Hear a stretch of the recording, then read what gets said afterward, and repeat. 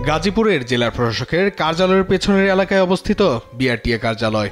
ভোগান্তির আরেক নাম হিসেবে গাজীপুরবাসীর কাছে পরিচিত এটি।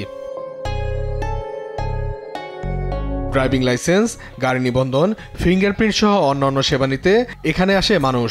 তবে এর জন্য দিতে হয় পরীক্ষা। তবে সবকিছুই যেন লোক দেখানো মাত্র, কারণ দালাল ছাড়া সেবা নিতে গেলেই পড়তে হয় বিড়ম্বনায়। আবেদন থেকে শুরু করে সকল পর্যায়ে হয়রানির শিকার হতে হয় আবেদনকারীদের।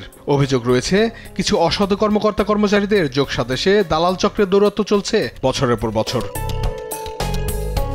তাই বাধ্য হয়ে সাধারণ মানুষকে অবৈধ পথে হাঁটতে হচ্ছে।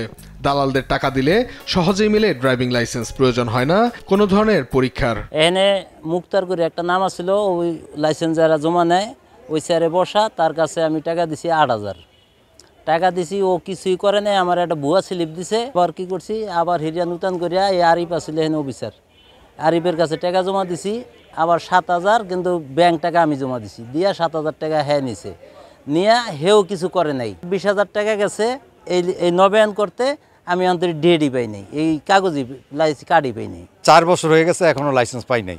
প্রথম টাকা জমা দিছি, ওগুলি ৮,০০০ টাকা দালাল নিছে, শেষ। এখন বলতেছে যে আবার টাকার রেট বাড়ছে, আবার টাকা জমা দিতে হবে। দালাল ছাড়া তো হয় না, দালাল ছাড়া হয় না। পরীক্ষা পাস করলে ফেল হয়ে গেছে, কি করা যাইব, দালাল লাগবে। লাইসেন্স রেনু করতে দিছি আমি ২৩-এ, দালালের মাধ্যমে আরো টাকা দেওয়া লাগবে।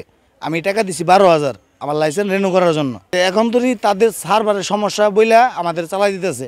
গাজীপুরের বিআরটিএ কার্যালয়টিতে প্রতি মাসে ৯ শতাধিক ড্রাইভিং লাইসেন্সের আবেদন করে স্থানীয় বাসিন্দারা। তবে এর ৮৫% হয় দালালদের মাধ্যমে, নয়তো গুনতে হয় দীর্ঘ সময় ও অতিরিক্ত টাকা। প্রায় ২ বছর হয়ে গেছে, কিন্তু আমাদের কোনো কার্ড দিচ্ছে না, আসলে শুধু ডেট দিয়ে দিচ্ছে। ২২ তারিখ পর্যন্ত এটা ডেট গেছে, আমি আসতে পারিনি, আজকে আইসি, ওইটাছে এটা আমরা চলবো না, আবার নতুন করে অনলাইনে আবেদন করতে হবে। টাকা পয়সা সব জমা দেওয়া যায়, দেখেন আপনার স্লিপ। মূলত দালালদের সঙ্গে কর্মকর্তা কর্মচারীদের যোগসাজশ চলে মুঠোফোনে, সেখানেই হয় অর্থের লেনদেন। জানা যায় নামে বেনামে প্রতিষ্ঠানগুলো দালাল চক্রের সঙ্গে যুক্ত। তবে জড়িতদের বিরুদ্ধে ব্যবস্থা নেওয়ার কথা জানান এই কর্মকর্তা। আমার অফিসে গ্রাহকরা সেবা নিয়ে থাকেন শুধুমাত্র একদিন, যে ড্রাইভিং লাইসেন্সের পরীক্ষার দিনেই এসে বায়োমেট্রিক এবং ছবি তুলে পরীক্ষা এনশিওর করে তারা বাড়িতে চলে যান।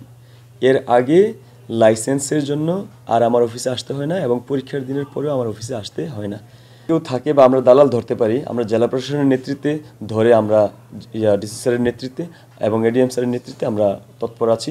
যে কোনো সময় আমরা জেলা প্রশাসনের নেতৃত্বে আমরা ব্যবস্থা গ্রহণ করব মোবাইল কোর্টের মাধ্যমে। অনিয়ম ও সেবা গ্রহীতাদের হয়রানি বন্ধে দালাল চক্রের বিরুদ্ধে দ্রুত ব্যবস্থা নেবে প্রশাসন, এমনটাই দাবি গাজীপুরবাসীর। নিউজ ডেস্ক, দেশ টিভি।